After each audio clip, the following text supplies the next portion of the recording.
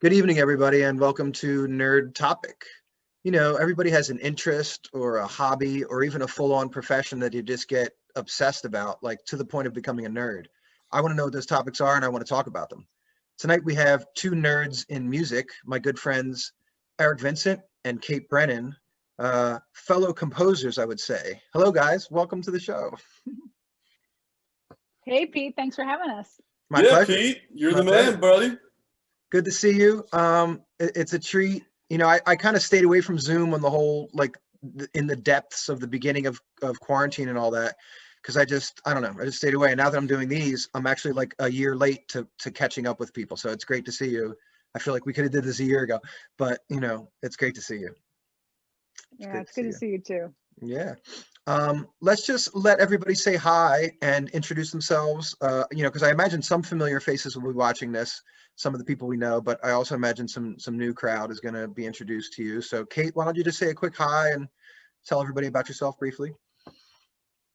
All right. Hey, I'm Kate Brennan. I am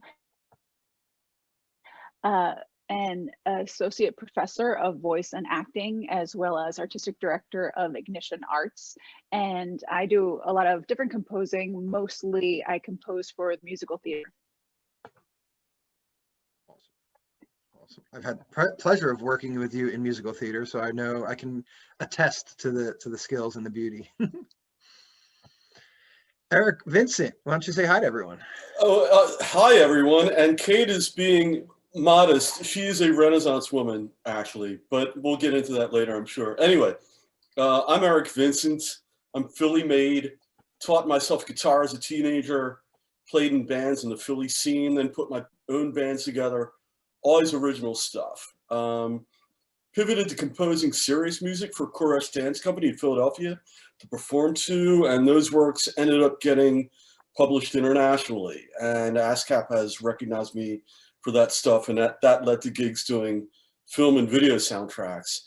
And then I pivoted to producing recordings for Philly singer-songwriters, drawing on my own experience as a self-producing singer-songwriter.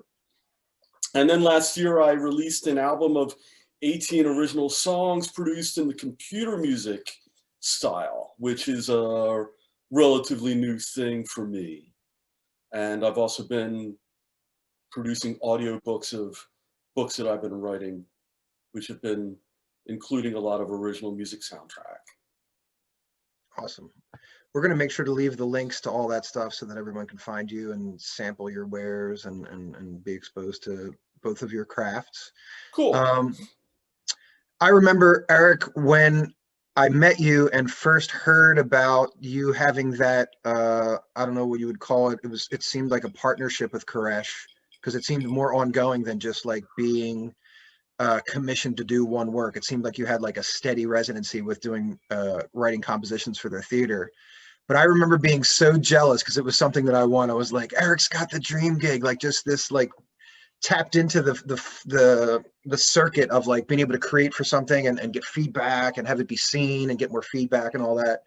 Can you talk a little bit about that? Just like what it's like to be under the pressure to write something like a deadline, and also like maybe even some of the testy areas of like having to submit your work and maybe not have it liked or have it be criticized in a way. You know, can you talk a little bit about that? Well, we didn't work with deadlines. It was a pretty open-ended process. Like I would write something. First, he asked me to write something for him after seeing one of my bands. And I said, but I'm not a composer. I'm a self-taught rock musician. And he said, well, that's what would make it so cool. So I said, okay, that was a starting point. That he gave me a cue with that. It's just like, don't be a high, culture snob about what you're doing. Just throw down some electronic / orchestral stuff and we'll see where it goes. And he performed it and got great write-ups. And so he came back to me and said, do more of it.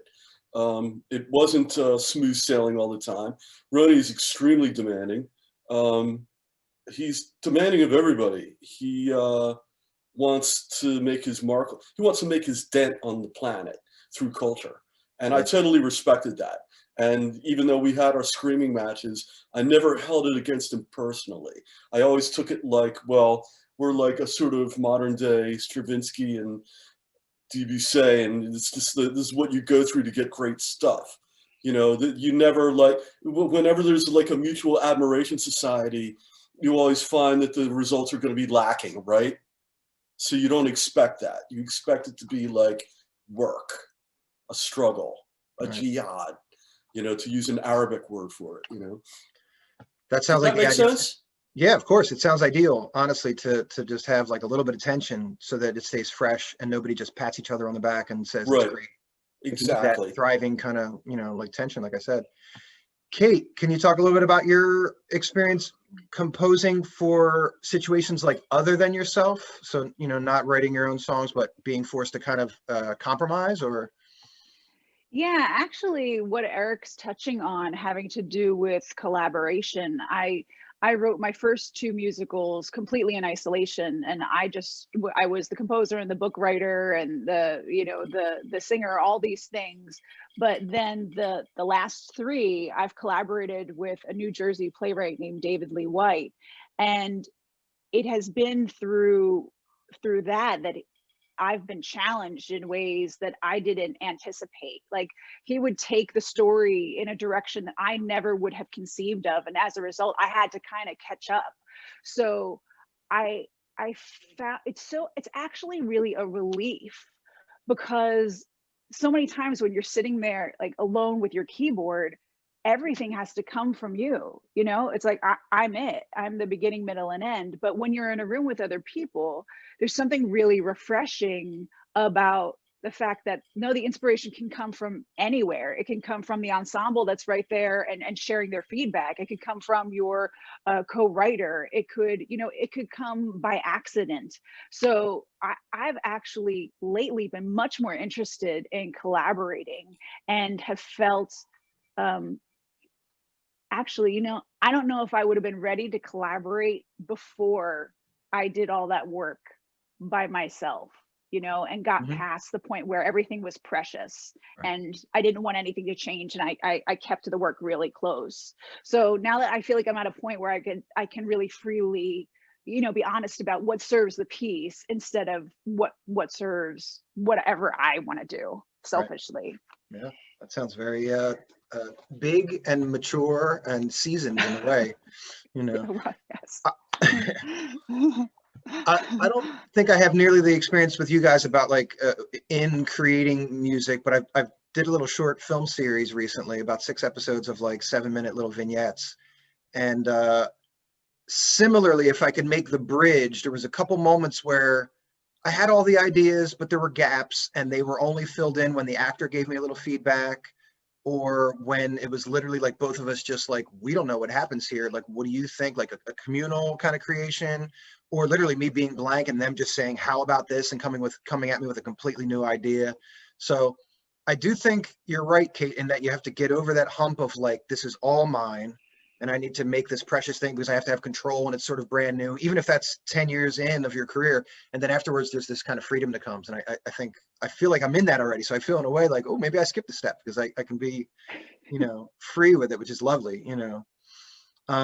Eric, what would you say, like when you write, is there a primary approach as far as instrument? Like, do you lean on one specifically when you hear something or when you're about to compose? Well, originally it was guitar. And then I quickly got into drum machines in an early age. Now I'm all into the virtual synthesizer universe. Okay. You know, doing it because the technology is caught up with it, and my ability to acquire that technology a couple of years ago got caught up with it. So now I'm able to, you know, orchestrate with a combination of virtual instruments that faithfully emulate traditional orchestral instruments like pianos and strings and organs, along with, you know, newfangled synthesizers that create these otherworldly sounds, these fantastical sounds, almost like from alien worlds, and then just being free to blend those things with, you know, funky, like Parliament funkadelic synthesizer bass out, you know, from like Flashlight, that kind of thing, you know, and to be able to just like blend all that stuff into a bouillabaisse and then sing over it, you know, has been like my latest thing that I'm just like leaning on as a repertoire. And is it, when you're in that synthesized creation mode, is it on the keyboard, or are you tapped into something that your guitar plays the notes and it just creates them, like creates the alternate sound, but you're playing the guitar? Is it that kind of thing? It's actually, it's more newfangled than that. I'm doing it within Pro Tools. I'm doing it in a computer keyboard and mouse environment, which I'm still playing my guitar. I'm playing guitar solos and I'm singing, and in some cases I'm also playing my electric bass, right? So I'm integrating the tactile, familiar tactile instrumentation that I'm used to from my childhood, but just introducing this virtual cyber kind of, new world into it. I dig it. That's right. I might get over it. I'll probably get over it at a certain point and go back to doing more like acoustic type or electroacoustic type stuff, but it's just what I'm into now. Yeah, that's cool, man. Seasons of change and all that. Yeah. Kate, what's your what would you say your primary instrument to write for or hear the beginnings of scores and melodies is? Yeah, I always sit down at the piano. I'm always sitting down at a piano and fiddling around and improvising and then vocalizing with it. And that's really where everything comes from. But I'm getting really jazzed these days about layering and the possibilities of voices being instruments, and tons of layering of different voices and what that can do for sound. And I'm also really interested in just the possibilities of sound inducing emotional states and experiences. And I feel like that's really relevant right now with our lack of access to live performance, and that there's so much of a rebirth of the audio play, like the radio play, and podcasts and sound meditations. And there's all this really neat oral stuff to indulge in these days. So I'm really jazzed about that stuff. Yeah, I've been missing live performances, and I haven't dove into any of the virtual streaming shows and friends concerts. Like I saw a few things, but hearing you say that makes me want to experience like some kind of immersive environment where people are creating more so sounds and feelings than lyrics per se, or tracks, songs and stuff like that. So I'd be eager to hear some of the stuff you're coming up with to see if it's what I need. I need that fix. Maybe you got that medicine for me. Yeah, well, actually, audiobooks have been veering into the radio drama that Kate was kind of, sort of leaning towards, right, Kate?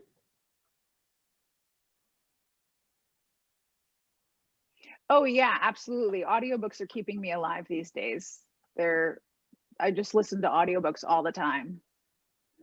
Yeah. And Eric, you have an audiobook series, am I correct? Well, I have a series of books, and 2 of them I've made into audiobooks, and I'm working on following up on those. Okay. But yeah, last year was 2020. See, last year feels like it didn't happen. When I say last year, I'm talking about 2019, actually. Yeah, 2019, I published, actually Audible published the audiobook of an art history book that I wrote that was set to soundtrack music. But prior to that, I published an audiobook of one of my novels that was produced akin to a sort of radio drama, where I had I hired females singers from the Philly singer-songwriter scene, like Mia Johnson, for example, to voice some of the characters, and so it sounds like you're listening to a movie in your head, right? I remember an old Star Wars with sound effects and yeah, it was like I was a young kid, and it was on the radio on top of the refrigerator, and there would be sound effects in the background, and then there would be an actor saying one part, and it was just like it was like an old timey TV radio show. Like that is the best. I think that is so creative and just keeps the spirit of that kind of live theatrical performance alive, you know.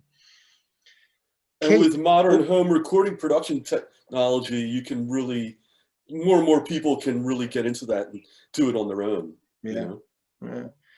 I would love to talk about my newest infatuation. It's kind of like, it kind of puts people on the spot because it's a tough question, but it's, in other words, it's to say, like, describe your musical personality.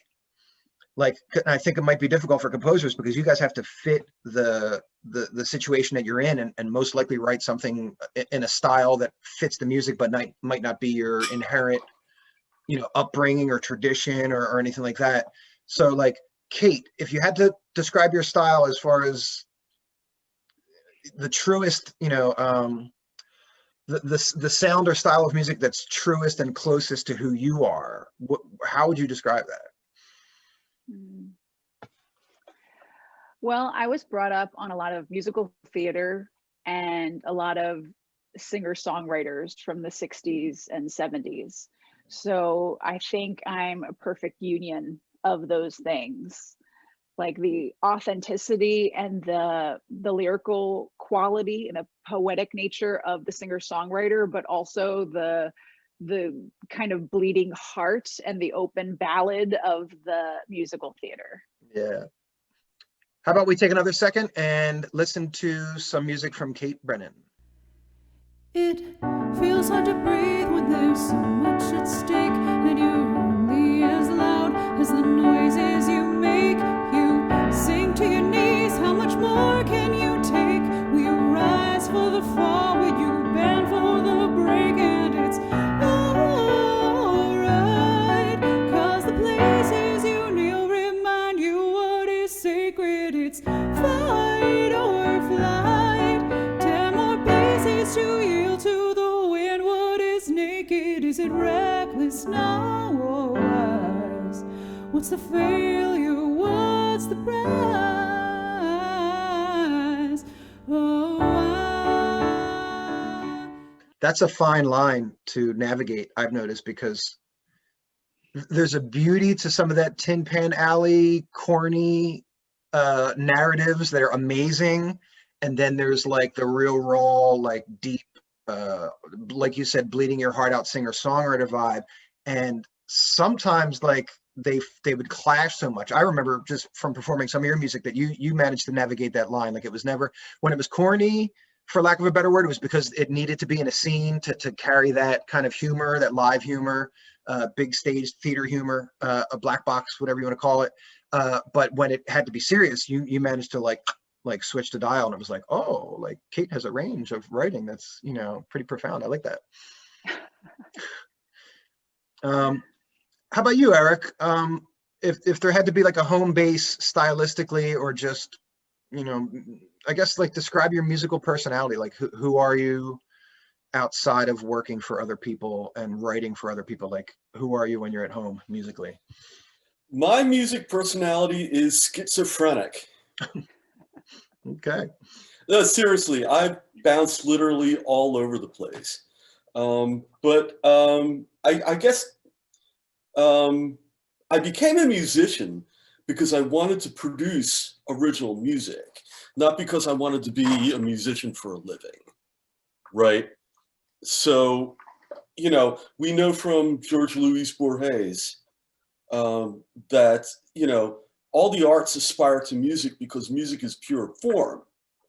You know, when I was a little kid, before I knew who Borges was, I kind of had a sense that, you know, creating music, creating original music, producing original music was like conjuring magic out of the ether.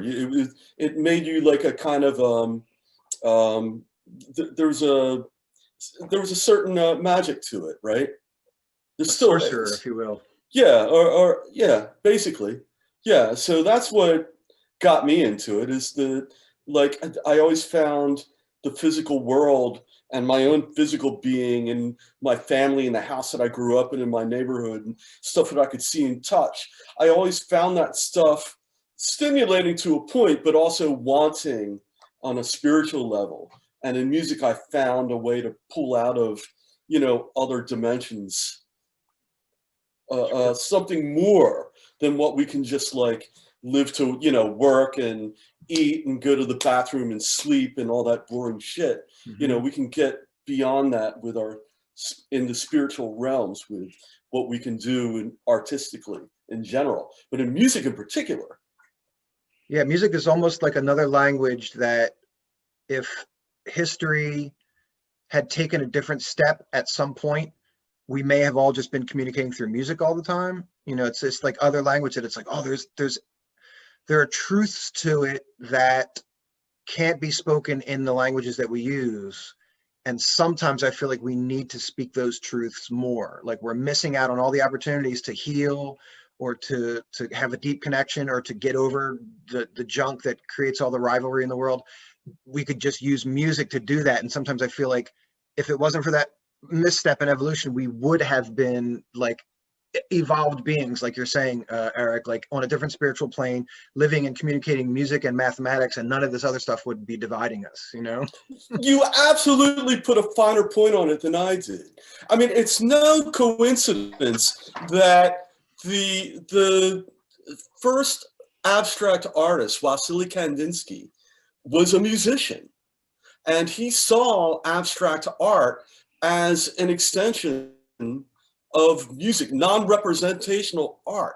And all the abstract artists, all the modern artists that came after him saw abstract art and modern art as an opportunity for the art world to say, listen, we have been failing humanity because we've had art and then we had World War I. And then we've had art, and then we had World War II, and Hiroshima and Nagasaki, and Nazism and the Holocaust. We've been failing humanity. We need to find a spiritual language to speak to people that talks about the inner existence, you know what I mean, of humanity, not just what we see and what we can touch. And so it was not a coincidence that the progenitor of this modern art, this abstract art, was a musician and saw himself as bringing music into the art world, so to speak. Yeah. Kate, I can see that you're sort of biting at the bit because I can tell you want to get in on that. What do you have to say about that? Yeah, well, music is the universal language. It's what you're talking about with humanity. The first thing we hear in the womb and we experience in the womb is the mother's heartbeat, and that connects us all. And so we all have this musical language that we're born with. And I really love what you're saying, Eric, about pulling from this kind of astral plane and being a conduit for something greater. And then also touching on what you're talking about, Pete, about this opportunity to heal. Because what I find in creating music is that I'm able to be something bigger than myself. Because I become a conduit for something that is greater. And as a result, I end up writing the messages that I don't know that I need to hear. And so many times when I'm writing a song, I don't know why I write the lyrics that I do. They kind of come out phonetically, but then maybe months later or the next week or the next day, when I hear it back to myself, I realize it's what I need to hear. It's the message that I need, the message in the bottle that I was waiting for. That is so deep. It's like you have like a deeper, your own inner guide that is sort of just nudging things like, you have to address this, like let's put that, you know, but it's subconscious. That's really cool. That's so cool. Yeah, music gets deep. I find in my like struggling times, like a few post breakups or like that midlife-ish crisis where like words aren't working, I don't want to communicate to my friends, I don't want to say the same story over because I know I'm just at a stuck point and I need to evolve and figure something out. And then it just becomes music, like just give me sounds, give me areas to just let my mind break out of its normal regimented thinking pattern. So I think I know exactly what you mean, Kate, where like something else will bubble up, but it's coming from you and you're urging it, but you don't know you're doing it. And that's fascinating. Do you guys have any? You always understood that. Say that again. I could always tell from I could always tell from the way you were a drummer and also your vocals. You always understood that. Yeah. that always came out of you naturally. Thank Maybe you're just now figuring out how to articulate it, but Sure. you always had that. You always had that. I appreciate that. Thank you. Thank you. Yeah, I think it came out more with my voice, exploring my voice rather than the drums. Like the drums, I was always like sort of in the background supporting the singer-songwriters and other people's projects. And it was great because I learned so much to play different styles and such. But as soon as I had to be the front and sing and tell a story and put any kind of true emotion into it, it was like, oh, now I have to be legitimate. So I have to find my, I'm getting the Zoom breakdown 10-minute warning. Here we go. 10 minutes, people, no pressure. Let's take this moment to listen to one of Eric Vincent's tracks. Here we go.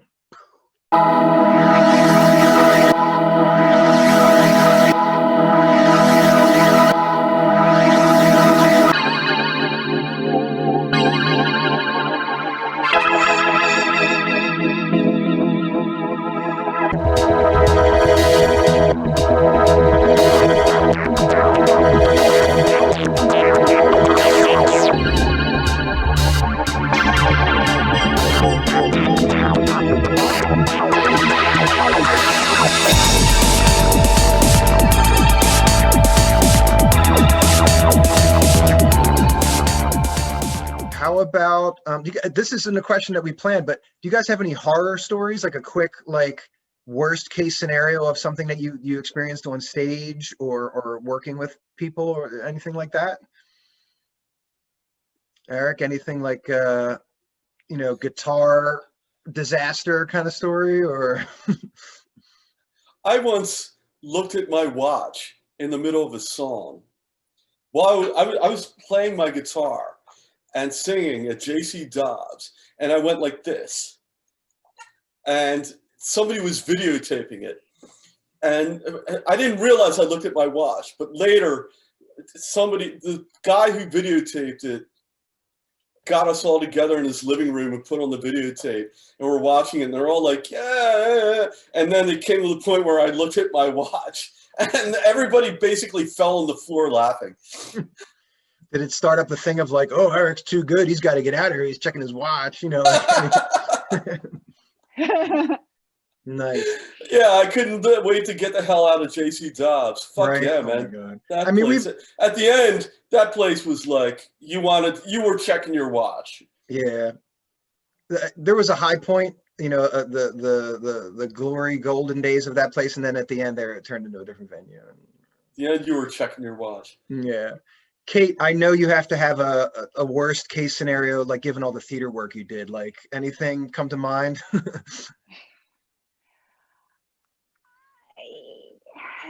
I'm sure there are plenty. I'm thinking about one time we were doing a promo for, we were running Alien 8, which was one of my last musicals. We were putting it up, and so we were like at a bar promoting it, and some of the singers were singing the songs, and as a result they had like this little keyboard there that I could accompany the singers with, and it was just so chintzy and small, and I guess I wasn't used to playing it, and those little itty bitty keys that aren't big enough for your fingers. Mm-hmm. So anyway, I did one of these like cascades down the piano, glissando, and I threw the key, like I actually but the keyboard went with it, but I caught it. I also caught it and then brought it back and kept on playing. So it was a brilliant save, but that comes to mind. Now you have to incorporate that in your act every time you do that scene, like. Yeah, right. That's fantastic. That's fantastic. That's where your fans hold you to your, previous glories, Mm-hmm. You got to keep repeating that same stunt, Yeah, repeat the mistake like jazz, Yeah, right. Yeah, exactly. Eric, why don't you give us a little breakdown under a minute of just anything you got coming up? Also a reminder of where somebody could find you or what you would like them to find of your work on internet or anywhere online or SoundCloud, anything like that. Well, the album that I just put out is on Spotify, so you don't have to pay any money for it. It's called Philly Cinematica. Philly Cinematica. It's on Spotify. It's everywhere else too. Apple, blah, blah, blah.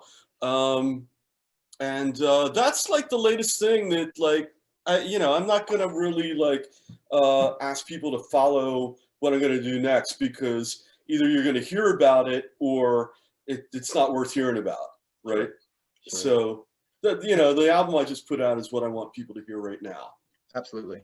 And how about if somebody wants to contact you, where's the best way for them to find you, potentially hire you for composition? Oh, Vox Vincent? Yeah, no. I don't know. Try to find me through Facebook or Instagram or Twitter. Eric Vincent. Eric is in Clapton, Vincent as in Van Gogh. Yeah. Awesome. Cool. And Kate Brennan, tell us a little bit about where we can find you, if you have any projects that you're pushing this season, et cetera, et cetera. Sure. Well, the album that you are on, Pete, Some Assembly Required, is available on iTunes. And then all of my other work can be found on my website, katebrennan.org, Kate Brennan, BRENNAN.org. And I have a host of projects there, including all of these young adult musicals, the Infinity Trilogy that I've been working on recently, as well as a bunch of yoga music that I wrote. And then also this, it's so funny, Eric, that you mentioned that you wrote a book that has accompanying music, because I wrote this book that has accompanying music as well. It's a book of poems that I then collaborated with an illustrator, and she illustrated all of the poems. And then I wrote a soundtrack to go with it so that you can listen to the music as you experience the book. Cool. I approve. That is like another one where I'm like, I always wanted to do that, and Kate nailed it. That's great. That's so inspiring. That's cool. That's very Philly cool. people, man, we know how to bring it out. Yeah. Yep. Yeah, one of my buddies, Tom Moon, excellent writer, excellent saxophone player. You guys probably know him, or he's always talking about like some kind of vortex. I forget how he says it. He's like, man, Philly's a vortex. And it's true. There are some like pockets that just like congregate and concentrate the talent and the like-minded people, the Fergie's open mics and the Society Hill Playhouses and all those. Oh man, like some good energy, good connecting families and such. Guys, it's been a pleasure having you here on NerD TopiC. I almost feel Thanks like for having us. My pleasure. Yeah. I almost feel like we started. Absolutely. It's great to be a nerd. It's great to be a nerd. We're all nerds, you know that. This is the most fun I've had since Election Day last November, when I was volunteering for the Democratic 8th Ward out here at North Broad Street. You know? All right. I almost feel like we started some kind of trio of the minds. Like I feel like we're all philosopher, artist, poets or something, because we got pretty deep into some topics and talking points that I want to explore more. So maybe we can do this again. Maybe we could do this again sometime. You feel like we kind of just scratched the like surface a and we need a follow-up. Yeah, we need a follow-up to this. We should. Yeah, maybe I'll just we'll wait to an opportune moment where somebody has a new release and we could celebrate that, have another meeting, get some deeper topics, and go from there. Right on. Awesome. Yeah. Well, I'm gonna bid you all adieu, ladies and gentlemen, for watching. Thank you for being here at NerD TopiC. Kate, Eric, Vincent, thank you for being here. It's been an ultimate pleasure. We will see you next time.